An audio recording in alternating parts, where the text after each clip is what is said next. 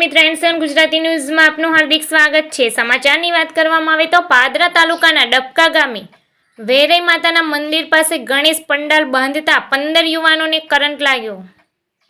ઘટના સ્થળ પર એક યુવાનનું મોત, અન્ય 14 યુવાનોની અલગ અલગ જગ્યાઓ પર ઈજાઓ થઈ।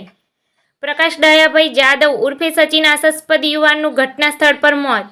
લોખંડની એંગલ પંડાલ પરથી પસાર થતા હાઈ ટેન્શન લાઇનને અડી જતા ઘટના બની। સમગ્ર ગામમાં શોકનો માહોલ છવાયો। ગઈકાલે રાત્રે 11:30ની આજુબાજુમાં 3 તારીખે ગણેશ પંડાલના યુવક દ્વારા પંડાલનું કામગીરી કરવામાં આવી રહી હતી।